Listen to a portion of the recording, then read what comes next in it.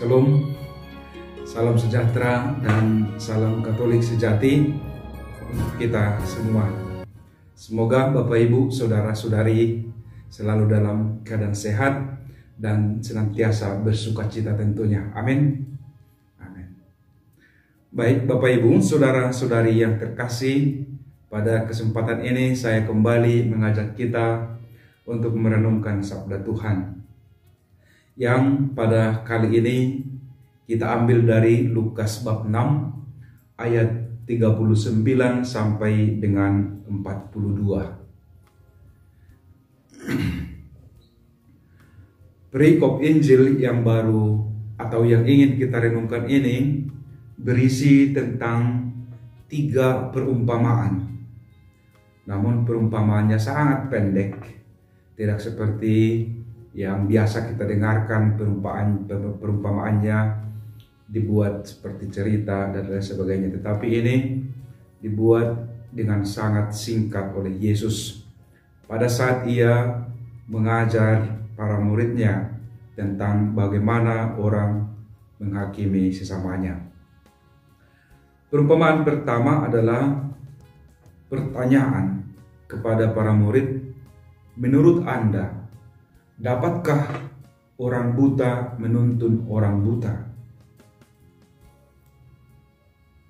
Mungkin kedua-duanya akan jatuh ke dalam lubang. Dan perumpamaan kedua, seorang murid tidak akan lebih daripada gurunya. Namun apabila dia sudah tamat, selesai belajar, maka dia boleh menjadi sama dengan muridnya. Itu yang kedua. Dan yang ketiga adalah bagaimana para murid hendaknya tidak saling menghakimi dengan sangat mudah. Maka perumpamaannya ialah tentang selumbar di mata saudara kita, di mata saudara atau di mata sesama. Artinya pasti sering kita dengar perumpamaan ini kan, yang mengatakan bagaimana mungkin kamu melihat selumbar di mata sesamamu sementara balok di matamu sendiri tidak kamu ketahui, tidak kamu lihat. Keluarkanlah dulu balok dari matamu agar kamu bisa dengan bersih, dengan mata yang terang melihat selumbar di mata sesamamu. Itu perumpamaan yang ketiga. Nah, yang menjadi pertanyaan kita tentunya adalah mengapa Yesus memberikan sekaligus 3 perumpamaan yang apabila kita renungkan dan bila kita refleksikan berbeda satu dengan yang lain. Yang satu tadi, orang buta menuntut orang buta, tidak mungkin. Lalu bagaimana seorang murid bisa menjadi sama dengan gurunya, tetapi tidak akan lebih dari gurunya. Lalu kemudian mengeluarkan selumbar dari mata sesama kita. 3 hal ini. Tetapi Bapak Ibu, Saudara-saudari, setelah saya renungkan lebih dalam, saya refleksikan lebih, saya menemukan sebuah gambaran. Saya bisa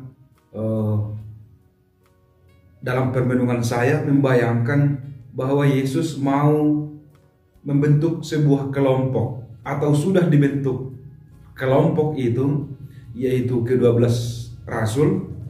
Tetapi Yesus mau mengajari mereka bagaimana harusnya mereka hidup sebagai sebuah kelompok. Yang pertama, mungkinkah orang buta menuntun orang buta? Ini mau mengatakan kepada para murid bahwa kamu harus tahu, harus mengenal siapa yang kamu ikuti. Jangan sampai yang kamu ikuti sama dengan kamu butanya. Jadi para murid pada waktu itu masih buta akan pengenalan Yesus Kristus. Masih belum mengenal Yesus Kristus. Buta akan kebenaran. buta akan keadilan, dan lain sebagainya. Nah, kalau mereka mengikuti yang pada waktu itu lawannya Yesus adalah orang Farisi, ahli Taurat, yang juga adalah buta, maka masuklah bersama-sama ke dalam jurang, jatuh ke dalam jurang. Artinya akan tersesat secara bersama-sama. Maka Yesus mengatakan, kenali siapa yang kamu ikuti, sehingga dia bisa menuntun, membimbingmu ke jalan yang benar. Nah, di situ yang dimaksudkan tentunya adalah dirinya sendiri. Jadi ikutilah saya karena saya tahu jalan yang baik dan benar, karena saya adalah kebenaran itu sendiri, karena saya adalah kehidupan itu sendiri, dan saya adalah jalan menuju kebenaran dan kehidupan itu sendiri. Maka kalian harus mengenali saya, karena saya satu-satunya di sini yang tidak buta. Jangan mengikuti yang pada waktu itu ya ahli-ahli Taurat dan orang-orang Farisi. Tetapi dengarkan apa yang mereka katakan, tapi jangan ikuti apa yang mereka lakukan. Kira-kira begitu, sehingga kalau kita mengikuti Yesus, maka jalan kita pun benar, kita akan sampai kepada kehidupan yang kekal. Itu makanya Yesus memberikan perumpamaan ini. Maka ikutilah aku, ikutilah saya. Itu secara singkat bisa kita mengerti atau bisa kita pahami. Yang kedua, seorang murid tidak lebih daripada gurunya.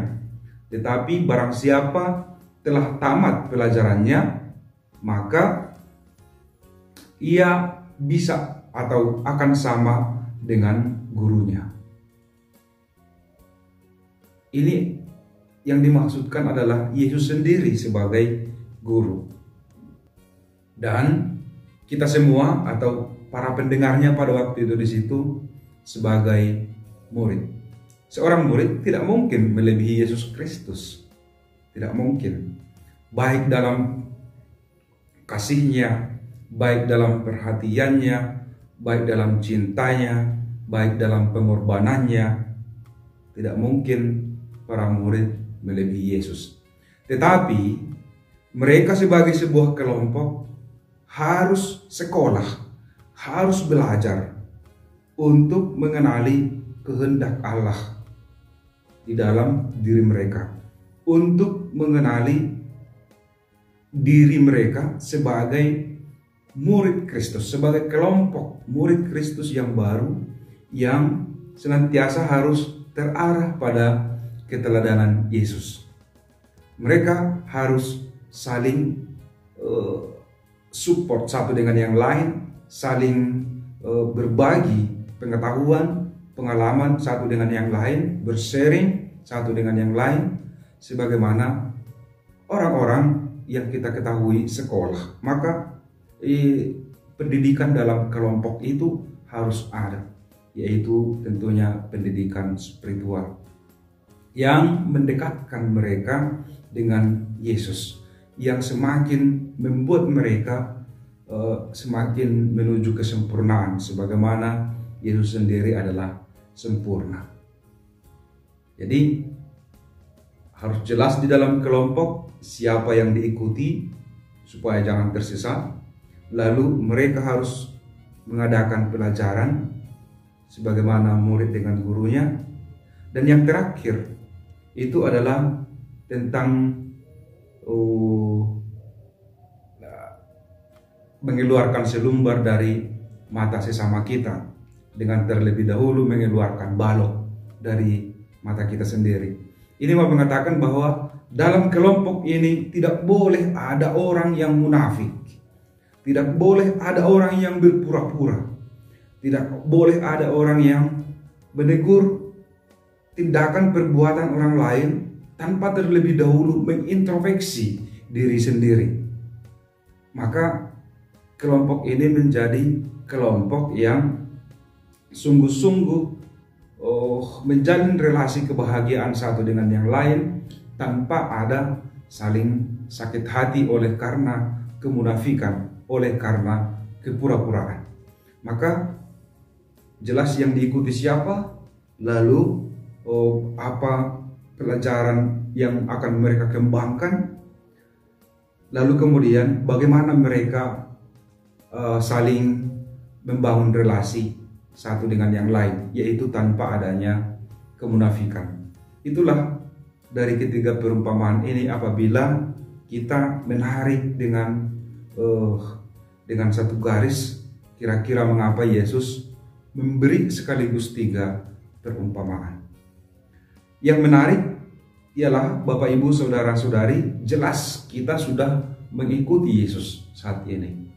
Juga sudah jelas pendidikan apa yang diberikan kepada kita oleh gereja melalui katekese, melalui khotbah-khotbah, melalui pendalaman-pendalaman iman, melalui pendalaman-pendalaman kitab suci, sharing Injili, dan lain sebagainya. Yang ketiga ini yang menjadi soal sering di dalam relasi kita satu dengan yang lain. Apa itu? Kita kerap mengadili sesama kita tanpa terlebih dahulu kita mengintrospeksi diri. Apakah saya sudah bersih? Apakah saya sudah tidak berdosa lagi? Sehingga saya dengan mudah untuk mengadili sesama saya. Nah, di sini bukan berarti Yesus melarang sama sekali atau mengatakan tidak boleh kamu mengeluarkan selumbar dari mata sesamamu. Dia tidak mengatakan seperti itu. Keluarkanlah dulu balok dari matamu, baru kamu mengeluarkan selumbar dari mata sesamamu. Karena dengan mengeluarkan balok dari matamu, kamu akan bisa melihat selumbar dari mata sesamamu itu. Nah, Yesus mau mengatakan bahwa boleh saja kamu mengkritik sesamamu, tetapi lihat dulu terlebih dahulu apakah kamu sudah bersih. Justru bagus kalau kita mengkritik sesama kita. Saya sendiri senang kalau dikritik, karena dengan itu saya bisa bertumbuh, berkembang, atau saya bisa sadar akan apa yang seharusnya saya lakukan. Nah, kritik itu baik kalau sifatnya konstruktif, artinya mau membangun kebaikan bagi orang itu. Dan dengan kritik juga kita boleh atau bisa menjadi sadar bahwa kita sedang melakukan yang tidak benar, atau kita sedang melakukan yang membuat keresahan di dalam masyarakat.